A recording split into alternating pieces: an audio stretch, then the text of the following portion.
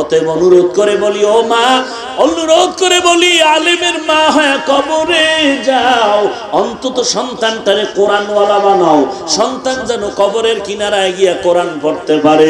এরে যুবক কেউ বলছি, কয়েকদিন আর বাহাদুরি করবি? তোর মতো যুবক স্কুল কলেজে পড়ে, দাড়িওয়ালা নামাজির অভাব নাই। তোমার মতো যুবক ড্রাইভারি করে, নামাজ বাদ দেয় না।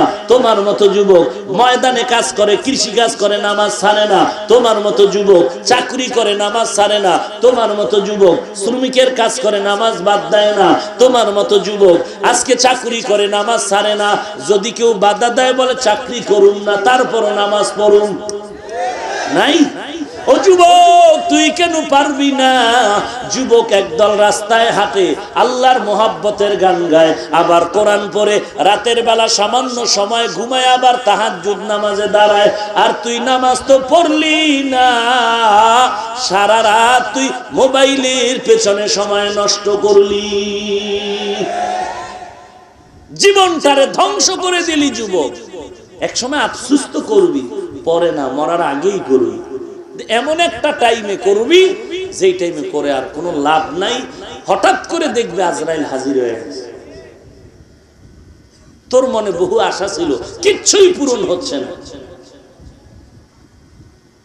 অনুরোধ করে বলছি রে যুবক ভাই,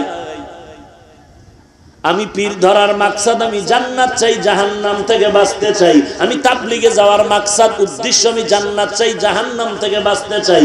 আমি ওয়াজ মাহফিলে আসছি, মাকসাদ কি? জান্নাত চাই, জাহান্নাম থেকে বাঁচতে চাই। অতএব জান্নাতের কথা, জাহান্নামের বয়ান বলেন। হে যুবক, বল, কোরআনে আছে না নাই? কালকে এক বেদ্যপ নাকি একটা যুবক আমাকে বলল, ও একটু তাবলীগে গেছে, নামাজ টামাজ পড়ে, ঢাকা কলেজের ছাত্র। কোন অসভ্য হাইওয়ান বেলাজা ওকে এখন ইচ্ছা রকম টুপি গুইজা ফেলায়, নামাজ যেন পড়তে না পারে। আর বলতেছে ও মাঝে মাঝে ওয়াজ মাহফিল শুনে কান্না করে। মানে কাঁদো কেন? কাঁদবি গোপনে। তো আমি ওকে জবাব দিলাম, ওরে কুত্তাটারে বলবি, যেই বান্দা গোপনে কাঁদবে ও অবশ্যই কোরআন সুন্নাহর কথা যখন শুনবে, জাহান্নামের কথা শুনলে অটোমেটিক ওর প্রকাশ্যে পানি এমনি এসে যাবে ওর অজান্তে। আর যেদি প্রকাশ্যে কান্নার অভ্যাস নাই, ও কান্না আসেই না, ও যে গোপনে কাঁদি কাঁদি বলে, গোপনেও কাঁদে না, ওটা ধোঁকাবাজ, মুনাফিক। ভাইরা আমার, বড় কঠিন ব্যাপার। মানুষ দিনের পথে আসতে চায় না, আসার পরেও এখন তারে আবার বাধা দেয়। টুপি গোপন করে রাখে যেন নামাজের সময় টুপি খুঁজে না পায়। চিন্তা করছেন? এই মিয়া, টুপি কার সুন্নত? পিছাবে? তো তুমি টুপি লাম্বা দিছো না, গোল দিছো না, কি দিছো?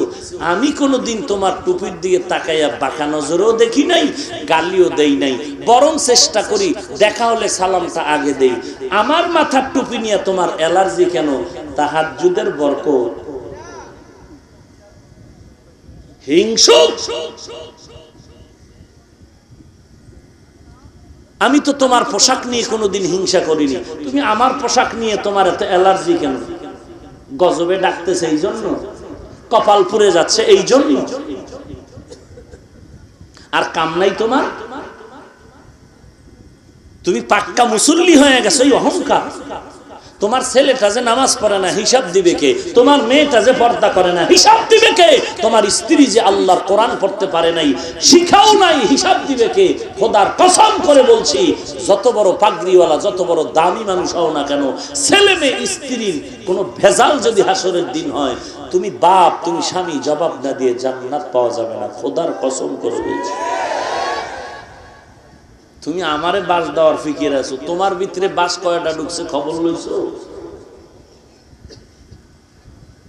হিসাব দিতে হবে। কোরআন শরীফ এই স্পষ্ট, কোরআন শরীফ এটাই যে সূরা আহজাব ৬৭ নম্বর আয়াত, প্রত্যেক পিতামাতার বিরুদ্ধে সন্তান মামলা দিবে হাসরের দিন। যে আল্লাহ, আমার আব্বাই নামাজের কথা কয়নি, আমার মা বাবায় পর্দার কথা বলেনি, আমার মা বাবায় রোজা রাখতে বলেনি, আমার মা বাবায় কোনোদিন গালাগালি বন্ধ করতে বলেনি, আমার মা বাবায় নাচ গান দেখতে নিষেধ করেনি, আমার মা বাবায় কোরআন শিখানোর জন্য কোনো চেষ্টাও করেনি। তোমার দিল যদি বলে কোরআন সত্য, সূরা আহজাবের ৬৭ নম্বর আয়াতও সত্য। অতএব আমি মোহাব্বতের নজরে বলি, এর যুবক, আল্লাহর দরবারে তওবা করে নাও। আল্লাহ, আমার মা আমার বাবা জানে না, মা জানে না, ভাই জানে না, স্ত্রী জানে না, কেউ জানে না আমি বড় কত বড় গুনাহগার, কিন্তু আল্লাহ জানেনি। ওই আল্লাহকে বলো, আল্লাহ তুমি জানো আমি বড় নাপাক। মানুষ আমারে আগায় দেয়, চেয়ারে বসতে কয় বসেন বসেন, কিন্তু আমি বড় নাপাক। মানুষ জানে না, মানুষ আমারে সম্মান করে, আসলে আমি সম্মানের যোগ্য না। আমার এই হাত দ্বারা কত অন্যায় করেছি আল্লাহ তুমি জানো, আমার জবান দ্বারা কত অন্যায় করেছি আল্লাহ তুমি জানো, আমার অন্তর দ্বারা পরিকল্পনা করে কত গুনাহ করেছি তুমি জানো, আমার পাও দ্বারা কত গুনাহ করেছি তুমি জানো। আয় আল্লাহ, আজকে থেকে তওবা করলাম, আর গুনাহ করব না। মা বাবার খেদমত করে দোয়া নিব, আল্লাহ ওয়ালার সাথে বন্ধুত্ব করে সহিভাবে আমল করব, সহিভাবে কোরআন পড়ব, মানুষের মোহাব্বত করব, কারো বিরুদ্ধে ষড়যন্ত্র করব না, নামাজ ছাড়ব না, চাকরি করি, স্কুলে পড়ি, কলেজে পড়ি, নবীর তরিকা আদর্শ ছাড়া চলব না। তওবার যদি নিয়ত হয়, মুনাফিকি না থাকে, আল্লাহর মোহাব্বতে খাঁটি তওবার নিয়তে দুটো হাত আল্লাহকে দেখায় দাও। আয় আল্লাহ, আপনি সবার হাত কবুল করে নেন। আমরা তওবার নিয়তে হাত তুলেছি, তওবা কবুল করে নেন। আয় আল্লাহ, নবীর আদর্শওয়ালা জীবনে চলার তৌফিক দান করেন, সুন্নতের আমলওয়ালা জিন্দেগি দান করেন। আয় আল্লাহ, তওবার উপরে মজবুত হয়ে চলার তৌফিক দান করেন, আমিন। আলহামদুলিল্লাহ, আলহামদুলিল্লাহিল্লাযী জাআলা আশ-শামসা ওয়াল কমারা বিহুসবান والنجم والشجر يسجدان وفضل زمانا على زمان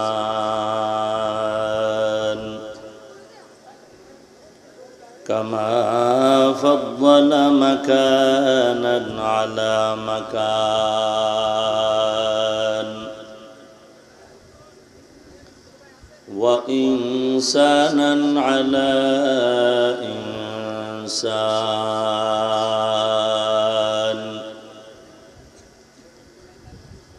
ونشهد أن لا إله إلا الله وحده لا شريك له لا ضد له ولا ند له ولا مثل له ونشهد أن سيدنا وسندنا وحبيب ربنا وطبيبنا وطبيب قلوبنا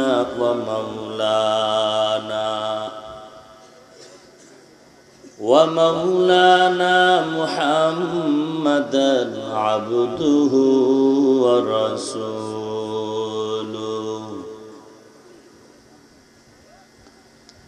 صلى الله تعالى عليه وعلى آله وأصحابه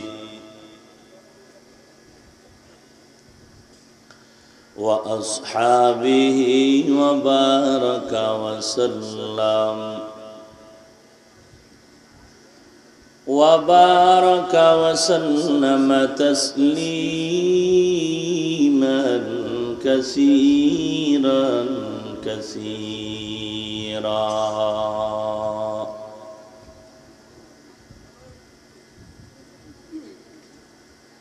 الذي أرسله الله تعالى بالحق بشيرا ونذيرا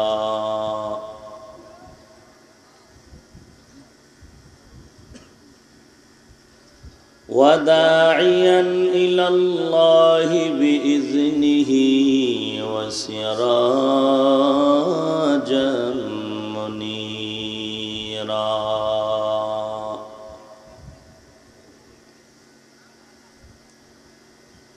أما بعد فأعوذ بالله من الشيطان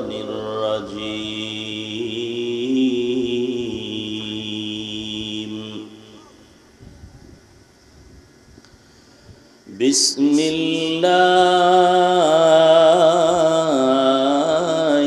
الرحمن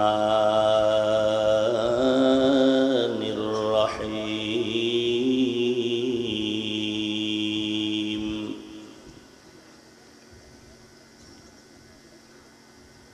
ولنبلونكم بشيء من الخوف والجوع ونقص من الأموال والأنفس والثمرات وبشر الصابرين.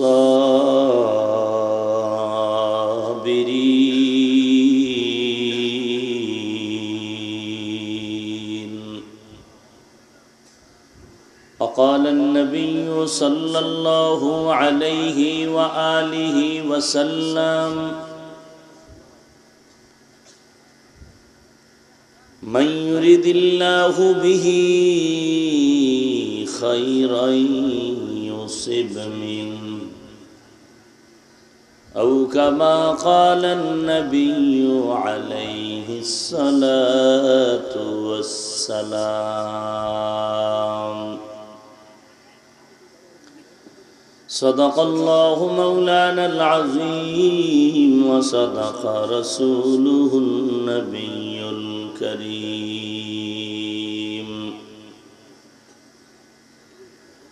ونحن على ذلك من الشاهدين والشاكرين والذاكرين والحمد لله رب العالمين.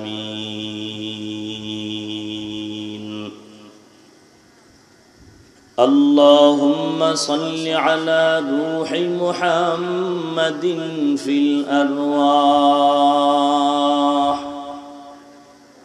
وعلى جسد محمد في الأجساد وعلى قلب محمد في القلوب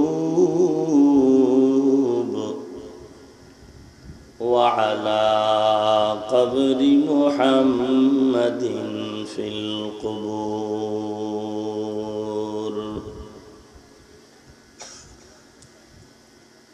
بذكر شهر چبینی در خروش است ولیدانا دری معنا که گوش است نه بلبل برغلش تسبیح خانست که هر کاری با تسبیحش زبانست. ذکر حق آمد غذائی روح را مرحم آمد دل مجروح را. لا إله إلا الله لا إله إلا الله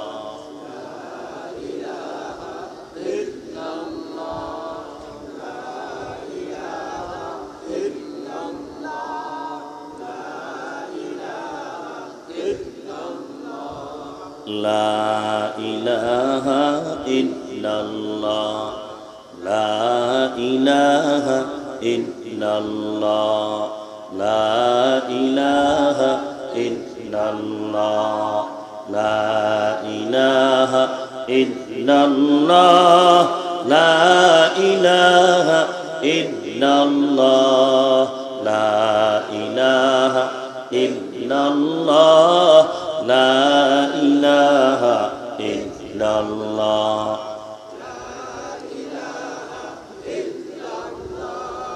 لا إله إلا الله لا إله إلا الله لا إله إلا الله لا إله إلا الله لا إله إلا الله لا إله إلا الله لا إله إلا الله لا ইলাহা ইল্লাল্লাহ লা ইলাহা ইল্লাল্লাহ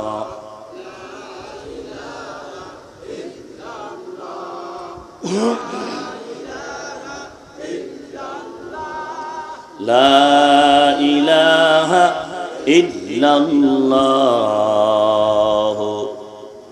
মুহাম্মাদুর রাসূলুল্লাহ আল্লাহ সুবহানাকা লা ইলমা লানা ইল্লা মা 'আল্লামতানা ইন্নাকা আনতাল আলিমুল হাকীম رب اشرح لي صدري ويسر لي أمري واحلل عقدة من لساني يفقه قولي उल्फत में बराबर के वफा हो के जफा हो उल्फत में बराबर के वफा हो के जफा हो हर चीज़ में लज्जत है अगर दिल में मज़ा हो हर चीज़ में लज्जत है अगर दिल में मज़ा हो एक चश्मे ज़दन गाफिल अज़ा शाहे नबाशी एक चश्मे ज़दन गाफिल अज़ा शाहे नबाशी शयद के निगाह कुनदागाह नबाशी शयद के निगाह कुनदागाह नबाशी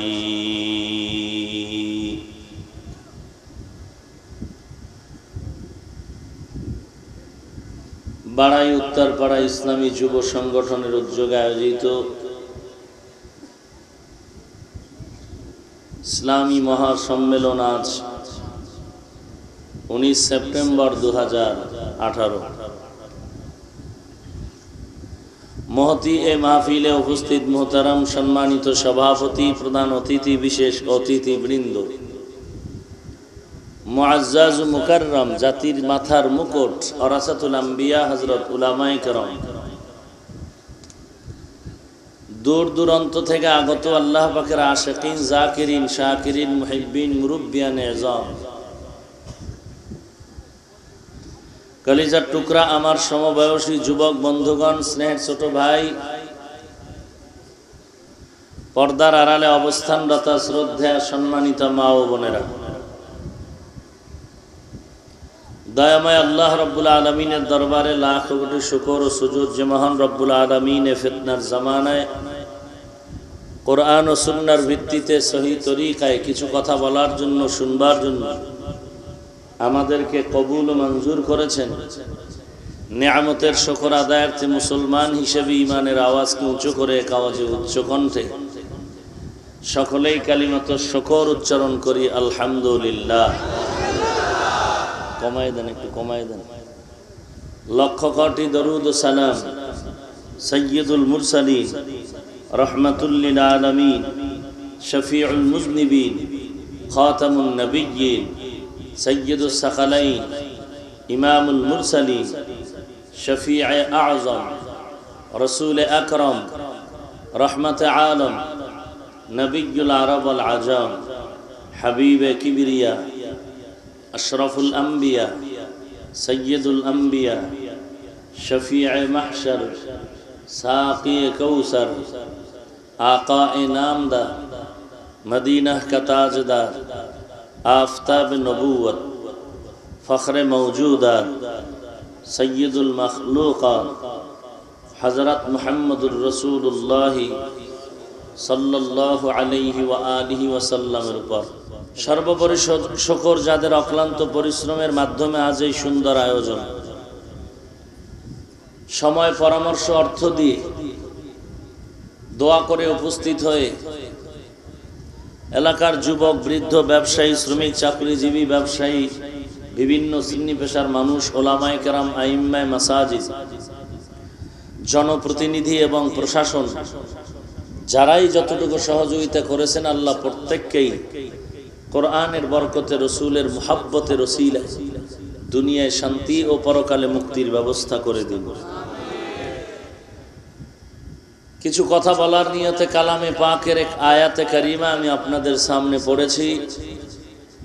বিশ্ব নবী, শেষ নবী, মহানবী, শ্রেষ্ঠ নবী সাল্লাল্লাহু আলাইহি ওয়া আলিহি ওয়াসাল্লামের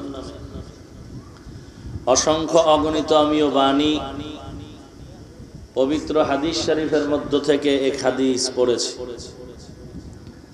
আয়াত এবং হাদিসের আলোকে ইখলাস ও রুহানিয়াতের সমন্বয় কিছু কথা আমাকে বলার মতো, আপনাদেরকে শুনবার মতো হিম্মত, ধৈর্য, তৌফিক আল্লাহ পাক দান করুন। আরো মহাব্বতে পড়ে না আমিন।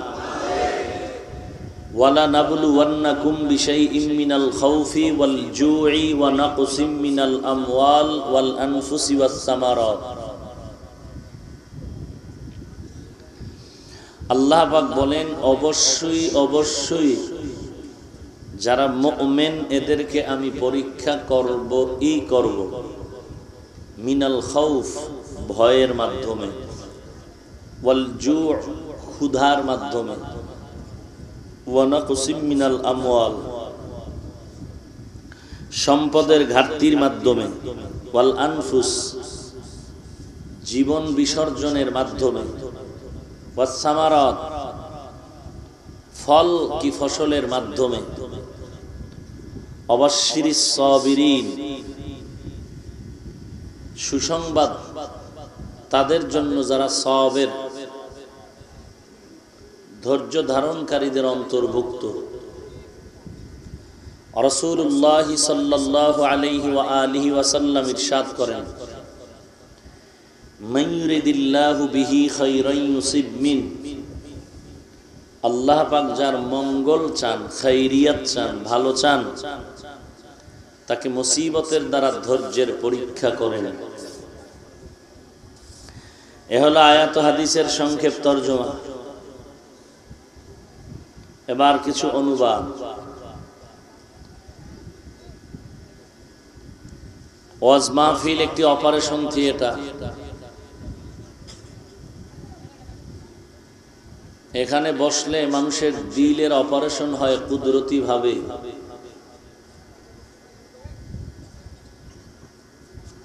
মানুষের দিলের পরিবর্তন হয়ে যায়,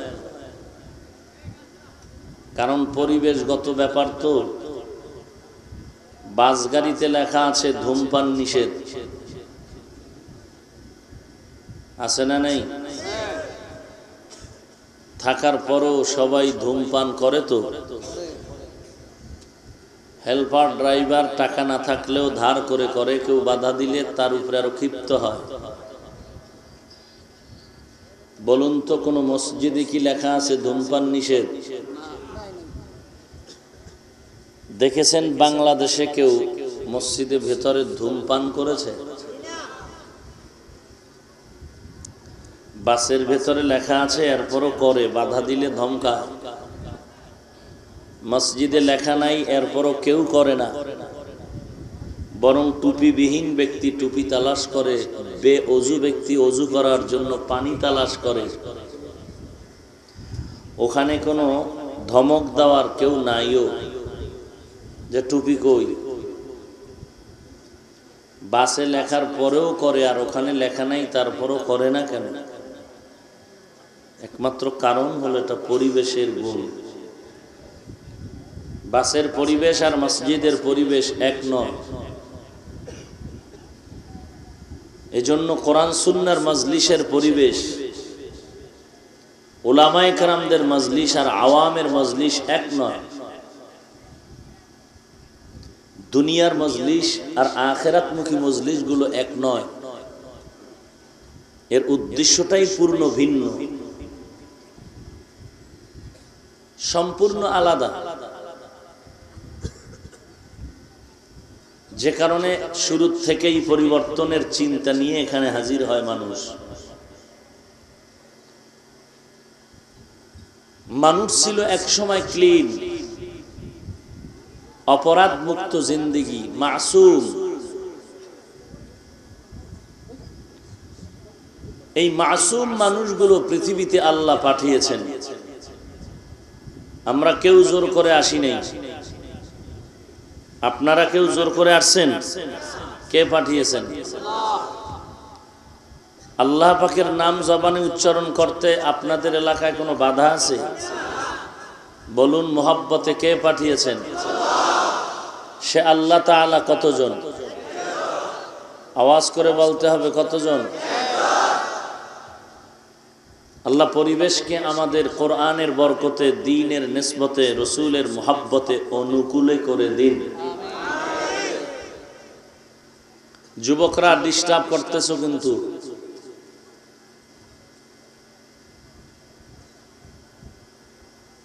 কে পাঠিয়েছেন?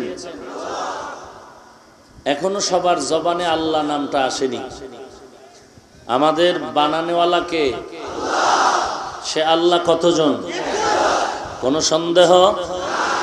আল্লাহ একজন নিয়ে কোন পীরের মধ্যে দ্বিমত আছে? আমাদের আল্লাহ কতজন? আমাদেরকে যে আল্লাহ সৃষ্টি করেছেন, এর ভেতরে আল্লাহ কারো থেকে কোনো পরামর্শ নিয়েছিলেন? পৃথিবীর এই সৃষ্টির মধ্যে শ্রেষ্ঠ কারা বলতে পারবেন? বলুন বলুন। সন্দেহ? সবাই একমত? মানুষের থেকে দামি জিন, ফেরেশতা? মানুষের থেকে দামি আর কোনো প্রাণী নাই। এই মানুষকে যে এত সম্মান দিলেন, কে দিয়েছেন? আল্লাহ যে সম্মান দিয়েছেন এককভাবে না কারো মতামত নিয়ে? সবাই একমত? রিজিক দেওয়ার মালিক কে? কতক্ষণ? কতটুকু পরিমাণ? অল্প? অর্ধেক? না প্রয়োজনের বেশি? এ কথায় আপনাদের দ্বিমত আছে? এবার আওয়াজ কমলো, মনে হয় দ্বিমত আছে। হ্যাঁ, যারা সুদ খায় এরা তো দ্বিমত করবেই। যারা হারামখোর এরা তো দ্বিমত করবেই। আমাদের সৃষ্টিকর্তা কে? কতজন? আমাদেরকে সৃষ্টির শ্রেষ্ঠ মর্যাদা দিয়েছেন কে? রিজিক দিচ্ছেন কে? হায়াতের পরিপূর্ণ মালিকানা কার হাতে? কোন নবী রসুল কি দরখাস্ত দিয়ে কোন টেলিফোন করে হায়াত কমাতে পারবে, বাড়াতে? কোন পীর সাহেব পারবে? মৃত্যু দেওয়ার মালিক কে? এখানে কারো সুপারিশ চলবে? তাহলে কি বুঝলেন এতক্ষণ? রিজিক দেওয়ার মালিক একচ্ছত্রভাবে আল্লাহ। আমাদেরকে বানানেওয়ালা একক আল্লাহ। মর্যাদার থেকে সৃষ্টির শ্রেষ্ঠত্ব দান করেছেন এককভাবে আল্লাহ। হায়াতের মালিক এককভাবে আল্লাহ। মৃত্যু দেওয়ার মালিকও এককভাবে আল্লাহ। আমার প্রশ্ন, যারা পেছনে কথাগুলো শুনেছেন আবারও স্মরণ করানোর জন্য বলছি, আমার কথা একটা সাউন্ড দিয়ে, একটি আওয়াজ। আমরা সবাই মুসলমান নবীর উম্মত, জান্নাত চাই, জাহান্নাম থেকে বাঁচতে চাই। কথা বুঝেন নাই?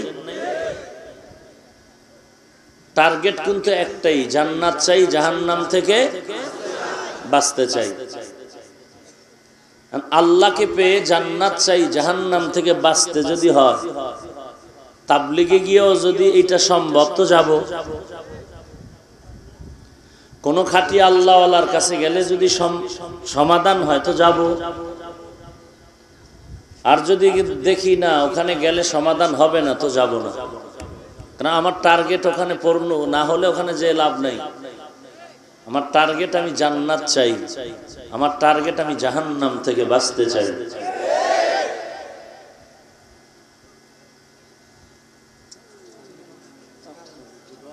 এত ডিস্টার্ব।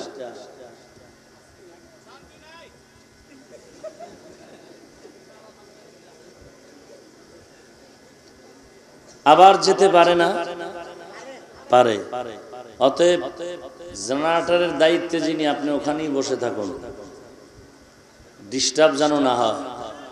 না, কোরআনের আদব রক্ষা করা উচিত।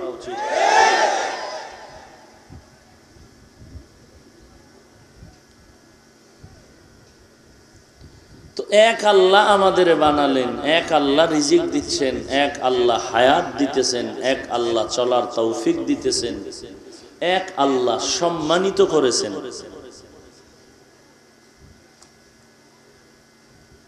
ওই আল্লাহ আখিরি নবীর উম্মত হওয়ার সুযোগ দিয়েছেন, ঠিক না? তাহলে ইবাদতটা কি ওই আল্লাহর জন্যই এককভাবে হওয়া উচিত ছিল না? কিন্তু এখানে আরেকজন ভাগ বসাইল কেন? বটগাছ, সূর্য, পাথর, ব্যক্তি। মনে করেন কারো কাছে যদি আল্লাহর কথাটা পীরের কথার থেকে মজা কম লাগে, বুঝতে হবে সে পীরকে আল্লাহর থেকে বেশি মহব্বত করে। তাহলে তাকে আর দলিল দেওয়া লাগবে না, আমগো দলিল খোঁজা লাগবে না, সে বিনা দলিলে মুশরিক। কোনো দলিল খোঁজার দরকার নেই। সহজ কথা, যেই ব্যক্তি আল্লাহর কথাকে অতটা মহব্বত করে না, মূল্যায়ন করে না, নিজের আব্বা আম্মার কথাটা যত মূল্যায়ন করে, তাহলে বোঝা গেল সে আল্লাহর থেকে মা বাবাকে বেশি মহব্বত করে। এটা হারাম। এটা কি? আল্লাহর থেকে অন্য কাউকে আল্লাহর থেকে বেশি মহব্বত করা কি হারাম। আল্লাহ হলেন খালেক। এরপরে আসবেন আমাদের নবী, তিনি মাখলুক। তিনি কি? কথা বলতে হবে। আমার নবী কি খালেক? আমার নবী কি আল্লাহ না গায়রুল্লাহ? বুঝে শুনে বলেন। আমরা শেষ নবীর উম্মত না? আমাদের নবী কি আল্লাহ না গায়রুল্লাহ? আমাদের নবী কি খালেক না মাখলুক? আমাদের নবী কি স্রষ্টা না সৃষ্টি? এই কথায় সবাই একমত। আন্দোলন তো এখানতেই শুরু, আন্দোলন তো এখান থেকেই শুরু। এই কথাগুলো বুঝতে হবে। সহজ কথা, পেছের কথা কম বলি, কম বলার চেষ্টা করি। বলুন, আমার নবী আল্লাহ না গায়রুল্লাহ? আমার নবী খালেক নাকি মাখলুক? আমার নবী স্রষ্টা নাকি সৃষ্টি? আর কেমনে বুঝাইতাম? তুমি বয়ান দাও। তাহলে আল্লাহর সম্মান কি গায়রুল্লাহ হিসাবে না আল্লাহ হিসাবে?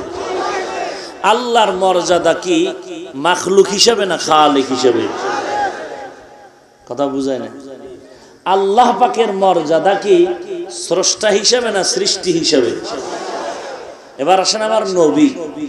নবীর মর্যাদা, নবী দুনিয়াতে আসার আগে সমস্ত আম্বিয়া কেরামদের কিতাবের ভেতরে, এমনকি বিধর্মীরা পর্যন্ত নবীজির গুণগান গেয়েছেন। নবী আসার আগেই, আসার পরে তো আরো, রসুলের বিদায়ের পরে আরো, শুধু মুখে না, লেখালেখি, হাজার কোটি কোটি রসুলের শানে বই, কিতাব, বক্তাদের মুখের আওয়াজ আজও পর্যন্ত শেষ করতে পারলো?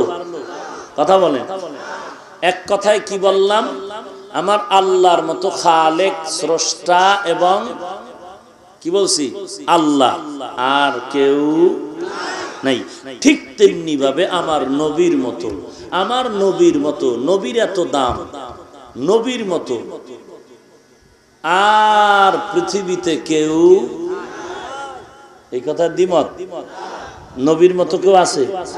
বড় পীর সাহেব, খাজা মঈনুদ্দিন, মাইজবান্ডা, দেওয়ানবাগ, আড্রসি, চন্দ্রপাড়া, সুরেশ্বর, রাজারবাগ, কেউ না।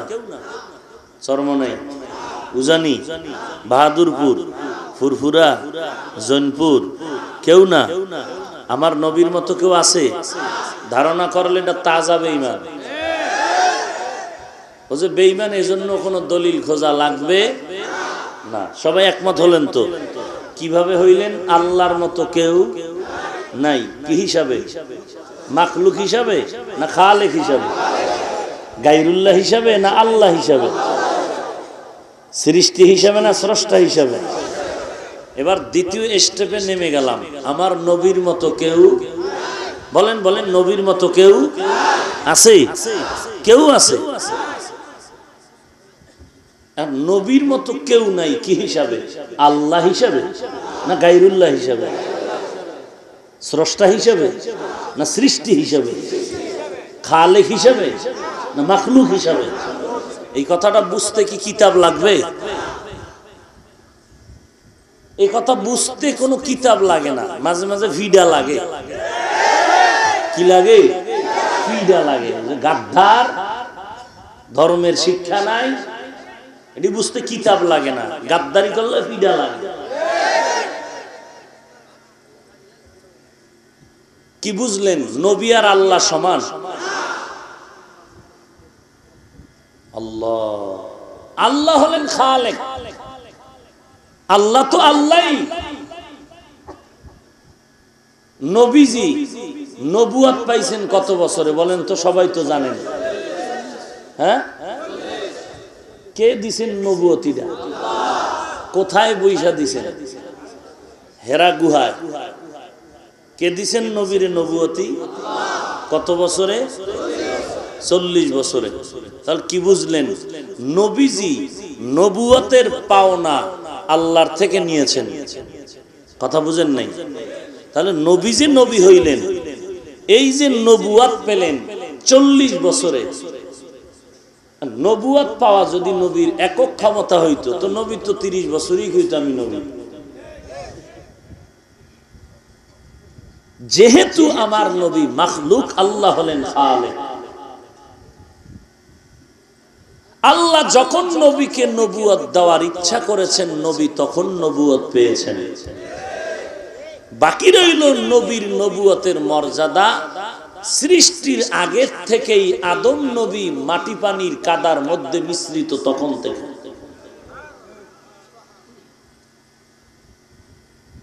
আল্লাহ, মানুষ আল্লাহর সৃষ্টির শ্রেষ্ঠ। যে আল্লাহ এত মর্যাদা দিলেন, সেই আল্লাহর গোলামি বাদ দিয়া যদি কেউ মানুষের গোলামি করে তখন শান্তি আসবে না গজব? তখন মোনাজাত ধরে শান্তি চাওয়াটা বোকামি। বিয়া না কইরা সন্তান চাওয়া যেমন বোকামি, রসুলের আদর্শকে বন্ধ করে দিয়া মন মতো জিন্দেগি চালায়া শান্তির দোয়া করাও বোকামি।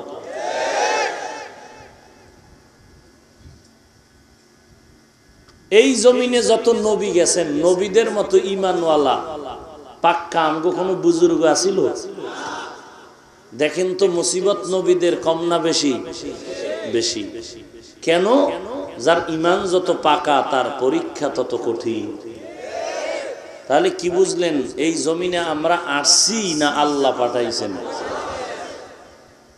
আচ্ছা বলুন তো, কেউ যদি কাউকে পাঠায় এমনেই না কোনো কারণ থাকে? আমরা মনে করি এমনি পাঠাইছে, কয়েকদিন ঘুরে ফিরে চলে যাই। কেউ আবার ছন্দে ছন্দে বলে, পুতুল যেমনি নাচায় তেমনি নাচে, পুতুলের কি দোষ? মানুষ আল্লাহ বানাইছেন, আল্লাহর হুকুম ছাড়া গাছের পাতাও নড়ে না। তো আমি গাঞ্জা খাই, তো আল্লাহর হুকুম ছাড়া কি হয়? আমি মাঝে মাঝে বলি, ঠেড়া মার্কা বদমাশ গুলোকে ঠেড়া জবাব দিত যে আল্লাহর আদেশ ছাড়া গাছের পাতা লড়ে না। আমি গাদ্দারেরা লড়ে, গাদ্দারেরা লড়ে। আল্লাহ কি চায় তার বান্দা জাহান্নামে যাবে? বলেন ইমানের সাথে বলেন, আল্লাহ কি চান কেউ জাহান্নামে যাবে? এই সব ভেজালের মূল ধর্মীয় কোনো শিক্ষাই তার মধ্যে নেই। আল্লাহ আপনি আমাদের সবাইকে হেদায়াত দান করুন। উদ্দেশ্য ভুলে যাবেন না, বয়ান করার আমার উদ্দেশ্য কি? জান্নাত চাই, জাহান্নাম থেকে। তো আল্লাহ যে আমাদেরকে পাঠাইছেন, আল্লাহর উদ্দেশ্য আছে না নাই? এমনিই পাঠান নাই। দেখেন বিশাল সূর্য আসমান সব মানুষের খেদমত করে। অথচ মানুষ কিন্তু চূড়ান্ত দুর্বল। মানুষের মতো দুর্বল কেউ নেই। ওয়া খুলিকাল ইনসানু যায়ীফা, মানুষ হলো চূড়ান্ত দুর্বল। মানুষের মতো দুর্বল আর কিচ্ছু নাই। পৃথিবীতে আমরা দেখি ক্ষুদ্র একটি পিপিলিকা, একটা আঙ্গুল দিয়ে যদি টিপ দেই ধ্বংস। কিন্তু এই পিপিলিকার কাছেও মানুষ, সৃষ্টির শ্রেষ্ঠ মানুষ, এত দামি, এই সৃষ্টির শ্রেষ্ঠ মানুষটাও পিপিলিকার কাছে দুর্বল। মানুষের মতো সৃষ্টির শ্রেষ্ঠ আর কেউ যেমন নাই, মানুষের মতো দামি যেমন কেউ নাই, আবার এই মানুষের মতো দুর্বল জমিনে আর কেউ। আল্লাহর দেওয়া মাখলুকত পিপিলিকার কাছেও মানুষ দুর্বল। মানুষ নিজের হাতে 2 টাকা দামের বেলেট বানায়, এই পাতলা বেলেটের কাছেও মানুষ দুর্বল। মানুষের মতো দামি যেমন কোনো মানুষ নাই, কোনো মাখলুকত নাই, এই মানুষের মতো দুর্বল পৃথিবীতে আর কিছুই নাই। ও বান্দা, তুমি কি দিয়া গর্ব করো? তুমি কি দিয়া অহংকারী করো? তোমার কণ্ঠ ভালো। ওরে বান্দা, এই কণ্ঠ দান করেছেন কে? তাহলে হাফিজুর রহমানের কোনো বরাদ্দ নাই, সব গুণগান আমার আল্লাহ। বান্দার কিসের গুণগান? তুমি টাকার গরম দেখাও। এরে বান্দা, টাকার কারণে তুই শ্রেষ্ঠত্বের মর্যাদায় যেতে পারো নাই। কারণ সাগরের ঝিনুকের কাছেও মুক্তার দানা আছে, কোটি কোটি টাকা দাম। জিনের কাছেও স্বর্ণের খনি আছে। ও বান্দা, টাকার বড়াই দিয়ে তুমি শ্রেষ্ঠীর শ্রেষ্ঠ হতে পারো নাই। তুমি টাকার বেলায় বড় দুর্বল। কসবা এলাকার টাকাওয়ালা ধনী ভাই, তুমি গরম দেখাও টাকার মালিক, গাড়ি বাড়ির মালিক, তুমি জানো নি তোমার গরম বিবাড়িয়া শহরে টিকবে না। মানে তোমার থেকে আরেকজন হুজুর আছে না, হ্যাঁ, বাবার বাপ আছে, বিবাড়িয়াওয়ালা, তুমি টাকা বাড়ি গাড়ির গরম দেখাইলো, তোমার গরম ঢাকা শহরে টিকবে না। এ ঢাকাওয়ালা গরম, খবরদার, তোর গরম কিন্তু ভারতে গেলে টিকবে না। এই ভারতের গরমওয়ালা ভাই, তোর গরমটা কিন্তু আমেরিকায়, রাশিয়ায় টিকবে না। অতএব টাকার গরম দেখাইস না, এটা হাতের ময়লা, আজ আছে কাল নাই। নদী পথে নৌকা চালাও ও মাঝি ভাই, বেলা ডোবার আগে আমি ওপার উঠতে চাই। ডুবে গেলে বেলারে আর উঠে না, ভেঙে গেলে মেলারে আর জমে না। নদীরে পার ভাঙে ওপার গড়ে, এই তো নদীর খেলা। সকাল বেলার ধনীরে তুই ফকির সন্ধ্যা বেলা। তুমি কাকে ধনী বলছো? ধনী তো একমাত্র আল্লাহ। ধনীকে আর সব ফকিন্নি। ইয়া আইয়ুহান নাস আনতুমুল ফুকারাউ ইলাল্লাহ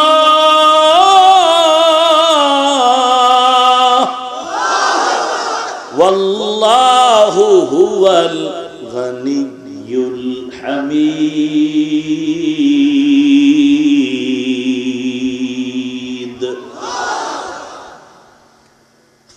এরে বান্দা, তুমি ফকিন্নি, তোমার থেকে দুর্বল কেউ নাই। আল্লাহ হলেন একমাত্র ধনী।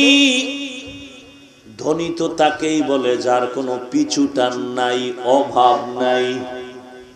তুমি নিজের চোখের ক্ষুধা নিবারণ করতে পারো না, পেটের ক্ষুধা নিবারণ করতে পারো না, তুমি তোমার স্ত্রীর আবদার রক্ষা পূর্ণভাবে করতে পারো না, ছেলে মেয়ের আবদার পরিপূর্ণ রক্ষা করতে পারো না, তোমার ভাই ব্রাদার তোর মা বাবার আবদার রক্ষা করতে পারো না, তোমার স্ত্রী তোমার ঘরের পাশের প্রতিবেশীর হক আদায়ার্থে তুমি আবদার পূরণ করতে পারো না, তুমি নিজেরটা পারো না, নিজের ছেলে মেয়েরটা পারো না, বুঝা গেল তুমি ধনী নামের টাটকা ফকিন্নি।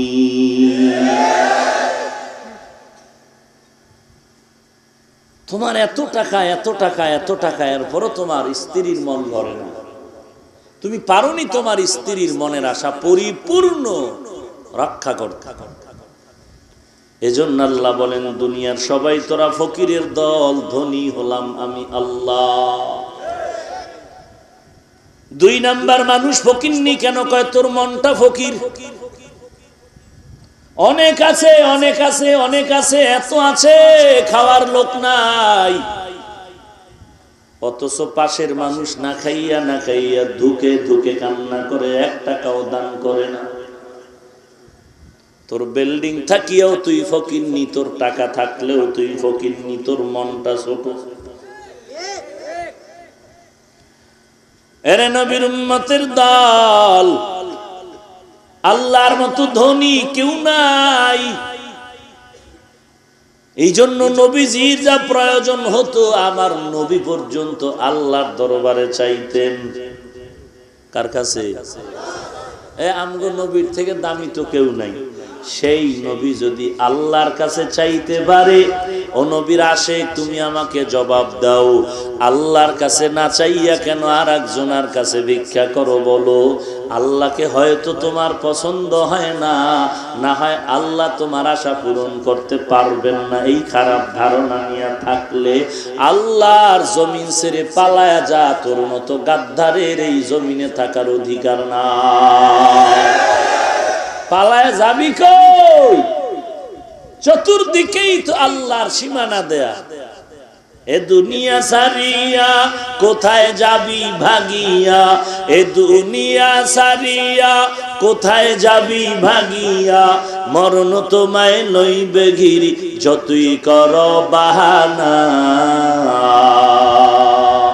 মরণ তোমায় লইবে ঘিরি যতই কর বাহানা, চিন্তা করে দেখো না কবরে কি যাইবানা, চিন্তা করে দেখো না কবরে কি যাইবানা, যেই কবরে আল্লাহ সারা বন্ধু কেহ থাকবে না, যেই কবরে আল্লাহ সারা বন্ধু কেহ থাকবে না, চিন্তা করে দেখো না কবরে কি যাইবানা, চিন্তা করে দেখো না কবরে কি যাইবানা।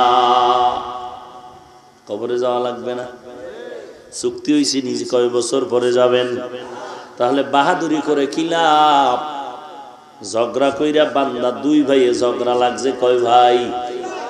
মারাত্মক মারাত্মক ঝগড়ায় লিপ্ত হয়ে গেল 2 ভাই, দোনোজন হাড্ডাহাড্ডি গালাগালি আর লড়াই। হঠাৎ এক ভাই বাঁশ নিচে আর এক ভাইরে মাথায় বাড়ি দিল। খেয়াল কর যুবক, হাতের মধ্যে বাঁশ নিল, বাড়ি দিয়া ভাইয়ের মাথা ফাটায় ফেলবে। ভাই যখন বাঁশ হাতের মধ্যে নিয়া উপরে উঁচু করলো, যখন ভাইয়ের উপরে বাড়ি মারবে, হঠাৎ করে বাঁশটা হাত থেকে পেছনে পড়ে গেল, ভাইটাও মাটিতে পড়ে গেল। মাত্র 5 মিনিটের মধ্যে ডাক্তার অ্যান্সার দিয়ে দিল, লোকটা জমিনে জিন্দা নাই। এই বেটা কিসের বাহাদুরি?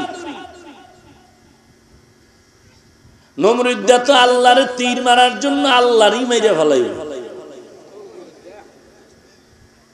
তুই কত বড় বাটপা, খোদারে মারার তো এখনো সাহস করস না।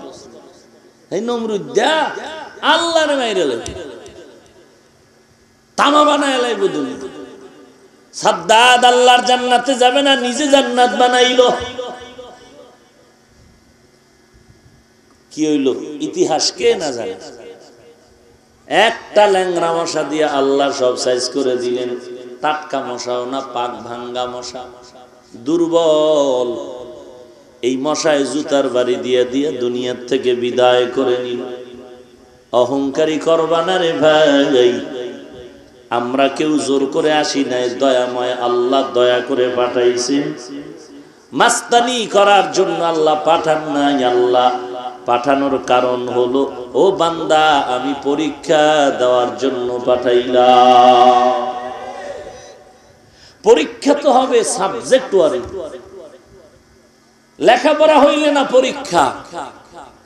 বলে হ্যাঁ বান্দা তোর সাথে আমার পড়া হয়েছে, রুহের জগতে সব আত্মাগুলো জমা করে আমি সবক দিয়েছিলাম, ওই সবকের সারাটা দিয়েছিলে তোমরা। এবার পরীক্ষার হলে গিয়া আমল নামায় পরীক্ষা অ্যান্সার দিতে থাকো। হাতের লেখা ভালো হতে হবে, আমল ভালো, ইমান ভালো, ব্যবহার ভালো, সব ভালোর অ্যান্সার যখন আসবে তুমি নিজেই পরীক্ষা দিয়া নিজেই নির্ণয় করতে পারবা তোমার আমলের দ্বারা তুমি জান্নাতের মেহমান নাকি জাহান্নামের আসামি। আল্লাহ বলেন আমি পরীক্ষার জন্য জমিনের মধ্যে পাঠাইলাম।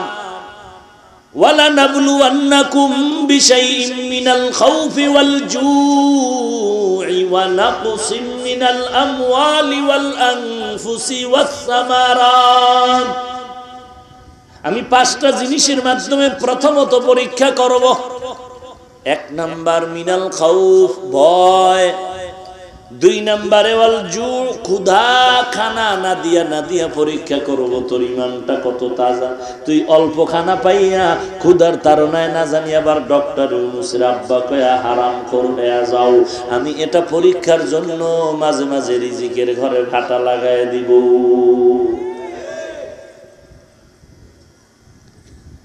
এরে আল্লাহর গোলাম, ভয়ের মাধ্যমে আমি আল্লাহ পরীক্ষা করব। ভয় বেঈমানের তোর মাথার উপরে চড়াও হয়ে যাবে আর বলবে খবরদার মাইকে আজান দিবি না, নামাজের আজান চলবে না, কোরআনের হক কথা জিহ্বা দিয়া বলা যাবে না। তুই বেঈমানের ভয়ে বয়ানটা বন্ধ করে দাও, নাকি কোরআন হাতে নিয়ে চিৎকার করে বলো নিজেও তো একদিন মরে যাব। বেঈমান মুখ বন্ধ করতে পারবি না, যতদিন থাকবো হুশ থাকতে কোরআনের বাইরে কোনো কথা নাই। কার গায়ে লাগলো কি না লাগলো দেখার দরকার নাই। আমার আল্লাহ আমার আপন, আমার নবী আমার আপন। আল্লাহর গোলামির জন্য নবীর তরিকায় কোরআন দিয়া কথা বলবো, এতে বেজার হলো সালাম, খুশি হলো সালাম। তোর ধমকে আমি চলবো না, কারণ তুই আমার রিজিক দাও না, রিজিক দেয় আমার আল্লাহ।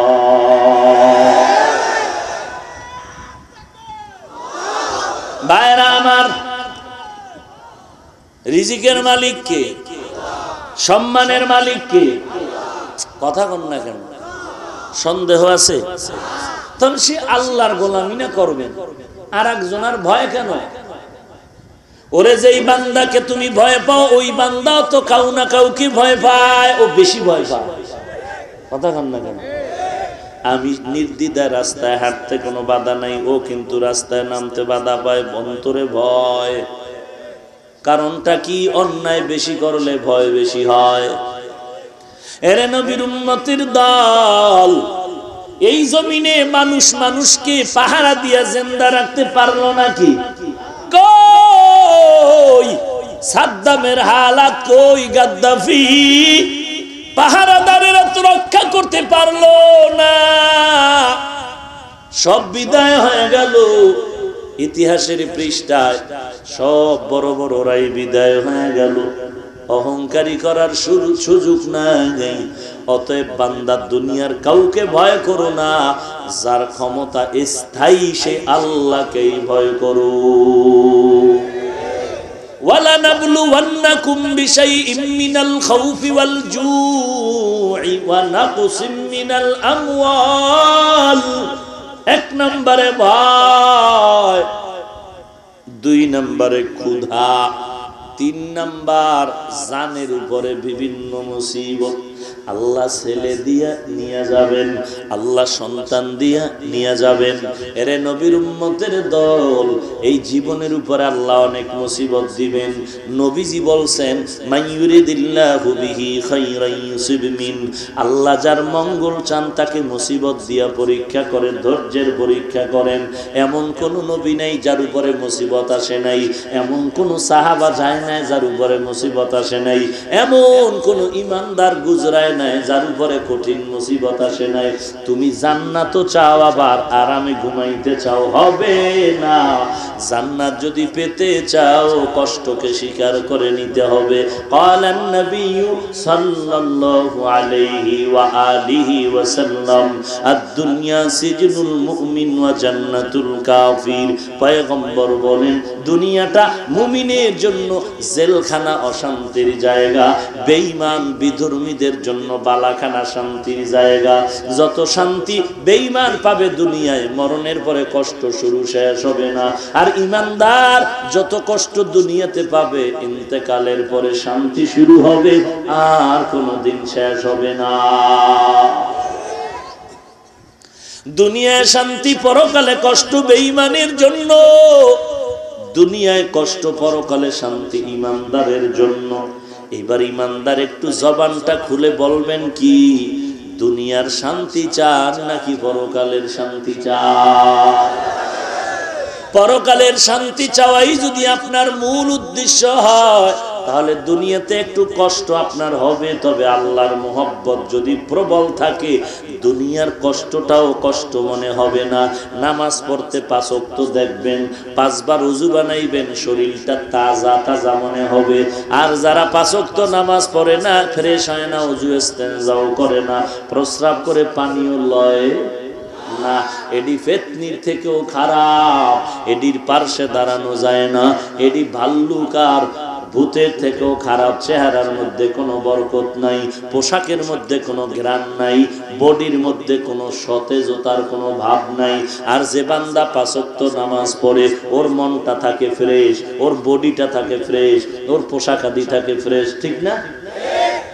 এরপরে আবার দেখেন, এখন কত উন্নতির দেশ। শীতের দিন মসজিদে যাবেন, কত গরম লাগে, মনে চায় আর বের হব না।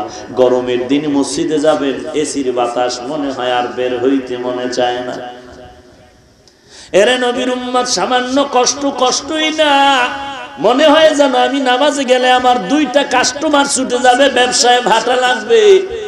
আল্লাহ তাআলা বলে, বান্দা তোর 2 ঘন্টা নামাজে যাবি, 2 ঘন্টা কোরআন পড়বি, এই গ্যাপ যে তোর চলে যাবে, আমি আল্লাহ ইবাদতের বরকতে ওই বান্দা 2 ঘন্টা বেনামাজি কাস্টমার দিয়া 5000 টাকা লাভ করবে। আর আমি আল্লাহ তোরে 1000 টাকায় 5000 থেকেও বেশি বরকত দিব। কথা বুঝেন? কিছু কি বুঝেন? কসু 50,000 টাকা কামাই করিয়াও চান্দি গরম, বোন লগে ঝগড়া, ছেলে মেয়ের লগে ঝগড়া। আর ইমাম সাহেব 5,000 টাকা বেতন পায়, 6 মাস বাকি, টাটকা জিন্দিগিতে খায় আর ঘুমায়। বুঝেন না বরকত কি জিনিস? বুঝেন না কিছু? এরপরও গালি তো কম দেন না, হুজুর গো টাকা লাগেনি, হুজুর গো টাকা লাগেনি। আবার বাস দেওয়ার সময় কয়, হুজুর গো ছেলে মেয়ে বেশি কেন? নাই এরকম বেদ্যপ কথা বলেন না কেন? আল্লাহ হেদায়েত দান করুন। হুজুরকে এত ছেলে মেয়ে, বেতন দেন 5,000, না খায় মরছে কেউ, ভিক্ষা করছে খানার জন্য। অথচ 5,000 টাকায় কেমনে চলে, কেমনে চলে? একটা লুঙ্গি, একটা জামা আপনার থেকে দাম, একটা টুপির দাম বেশি, একটা জুতার দাম বেশি, তুলনামূলক তো বেশি না। আমি দামি কাপড়ের টুপি পরার চিন্তা করি, কারণ জুতা যদি 150 টাকায় কিনি, টুপি তো 500 টাকায় কিনা দরকার ছিল। কথা বুঝেন নাই? বুঝেই থাকেন, আর মেলামেলির দরকার নাই। আল্লাহ, যার নাক নষ্ট তার কাছে বগুড়ার দদিয়ার পায়খানার কোয়ালিটি সমান। বুঝেন নাই? যার কাছে সিজদায় মজা নাই, ও আজান শুনলেই ওর চান্দি গরম হয়। এ যদি কয় আমি হুজুরের থেকে ভালো আছি, কেমন ফিডা দরকার যে হুজুরগো থেকে আমার দিল ভালা, তুই দিল সেন কসুর। নবী কয় তুই চোর, চোরের দিল আর কদ্দুর ভালো হইতে পারে? বেনামাজিরা রসুল বলে চোর, তো চোরের দিল আর ভালো কত, এটা তুই হিসাব কর।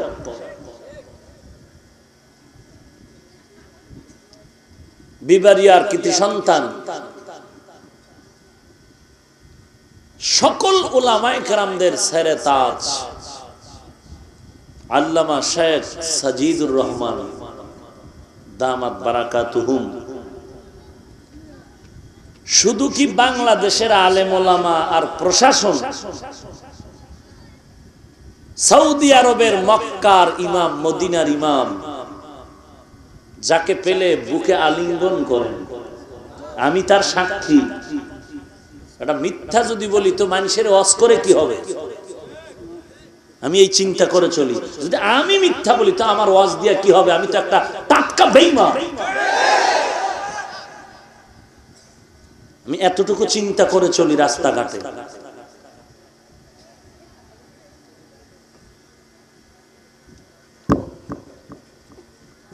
অত্যন্ত গুরুত্বপূর্ণ আলোচনা করে গেছেন, চমৎকার। মুক্তাদি মসজিদে যে কেউ হতে পারে, কারো কোনো বাধা আছে? এজন্য বিড়ি টান দিয়ে নামাজে দাঁড়াইছে, কেউ লাফতি মারতে পারবো? মুক্তাদি যে কেউ হতে পারে, মসজিদে যাও, বাধা নাই। কিন্তু ইমামতির মুসাল্লায় যে কেউ যেতে পারবে নাকি? কথা বলেন না? বিড়ি ঠাই নিয়ে ইমামতিতে খারাইলে কেউ নামাজ পড়বো? কানসা ফাটাই লাগবে বিসমিল্লাহ ছাড়া। কথা ঠিক নেই? বেয়াদব। এটা সৌদি আরব পাইছুন, মালয়েশিয়া পাইছুন, এটা বাংলাদেশ আল্লাহওয়ালার দেশ। কথা ঠিক কিনা বলো? মানে হিসাব কিতাব আছে, ওই লন্ডনে হিসাব নাই, মানে যার যার হিসাবে চলে। এখানে আলেমের হিসাবে চলতে হবে, বাংলাদেশে আল্লাহওয়ালার হিসাব নিয়ে চলতে হবে। ভাইয়েরা আমার, ভালো করে বুঝো মুমিন, অহংকারী করে কোনো লাভ নাই। ওয়ালানাবলুওয়ান্নাকুম বিশাইইম মিনাল খাউফি ওয়াল জু'i ওয়া নাকসিম মিনাল আমওয়াল। আল্লাহ বলেন, হে মুমিন, আমি আল্লাহ পরীক্ষা করার জন্য পাঠাইলাম।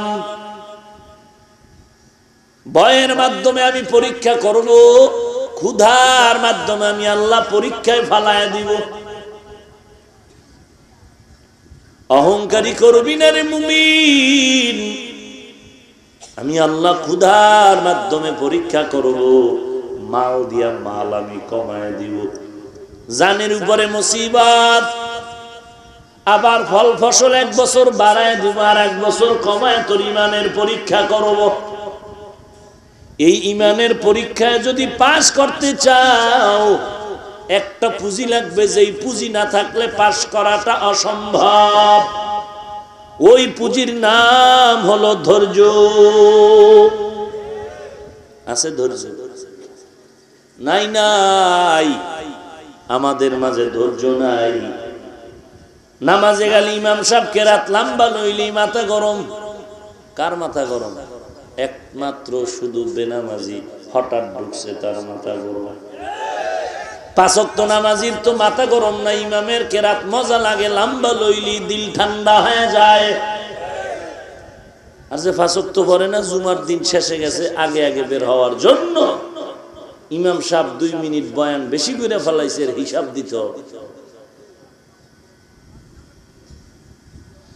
আহা, সম্মান দেওয়ার মালিক কে? এত টেনশন কেন?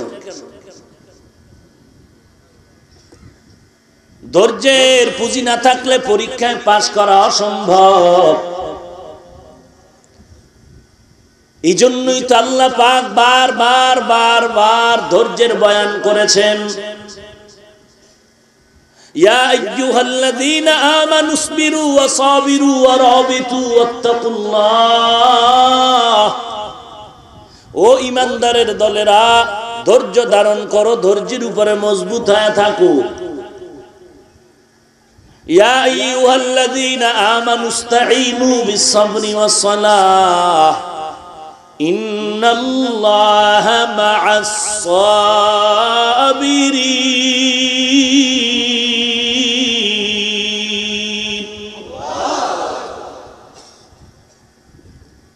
হযরত বয়ানে বলে গেছে, বাংলাদেশের মুসলমান মসজিদের মুক্তাদি যে কেউ হবে বাধা নাই, তবে ইমাম যে কেউ হতে পারবে না, শর্ত মেনে ঢুকতে হবে। পাও আছে দৌড়াইয়া তুই যায় নামাজে দাঁড়ায়া বলবে আমি ইমাম। বাঙালি এত পাগল না যে কোনো ছাগলের ইমাম বানাবে, কথা ঠিক কিনা? খবরদার, আমি জান্নাত চাই, জাহান্নাম থেকে বাঁচতে চাই।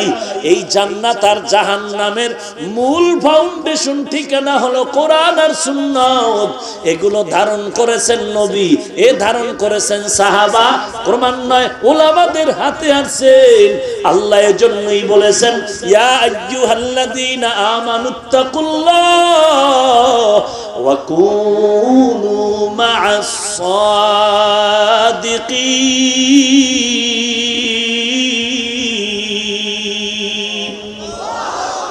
সত্যবাদী কোরআনওয়ালার সাথে বন্ধু হয়ে থাকো, তাদেরকে আপন বানায় নাও। আমরা তাবলীগ করি, আমরা পীরের দরবারে যাই, আমরা জিকির করি, রাতের তাহাজ্জুদ পড়ি, আমরা জুমার নামাজের বয়ান শুনি, বক্তার বয়ান শুনি, সব কিছু করি, যাই করি না কেন, ইসলামের একমাত্র গার্ডিয়ান আর আমির আর নেতৃত্ব দিবে উলামায়ে কেরাম। এই বেটা, শিয়ালের আগে হাতের মধ্যে মুরগি আমানত দিস না, কপাল পুড়ে যাবে। খবরদার, শিয়ালের হাতে মুরগি আমানত দাও বুদ্ধিমানের কাজ না।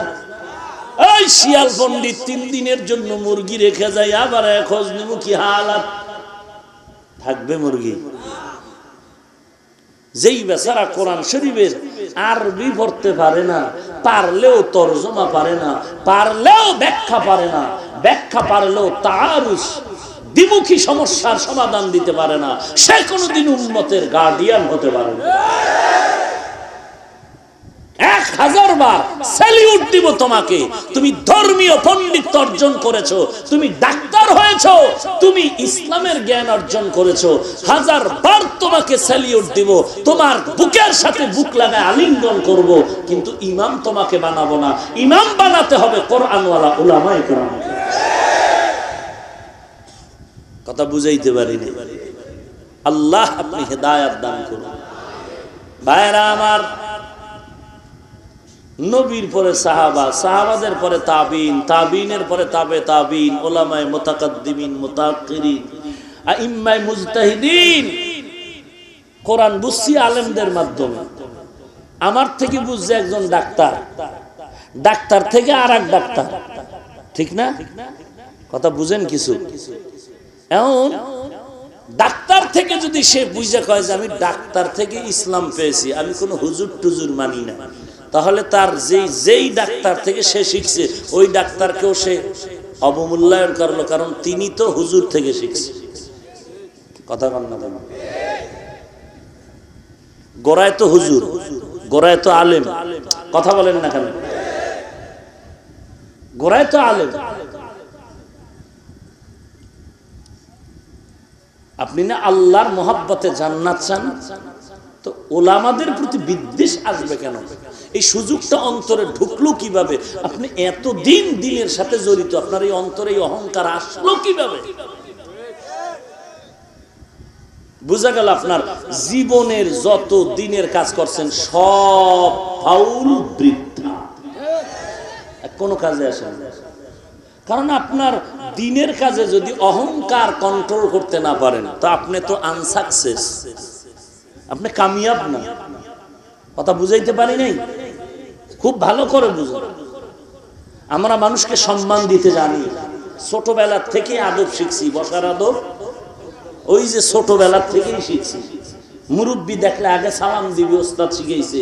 যখন বিছনায় প্রস্রাব করি সেই সময় নুরানিতে গিয়া শিখছি। মুরব্বিরে সালাম আগে দিবি, জুতা সোজা করে দিবি, বোঝাটা আগায় দিবি।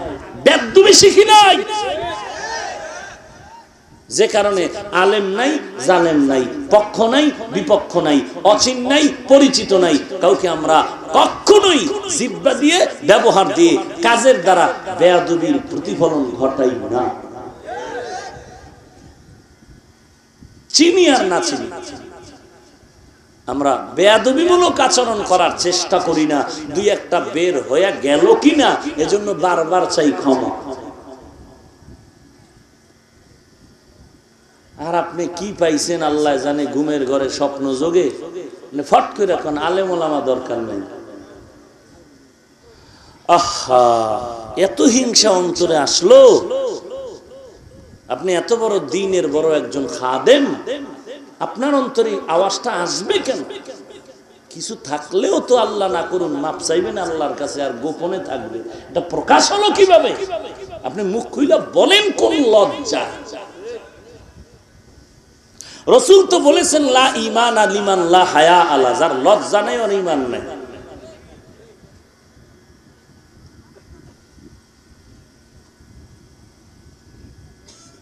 রাগ করতেছেন? ইসলামের কি হালত, কি নাজুক এক অবস্থা।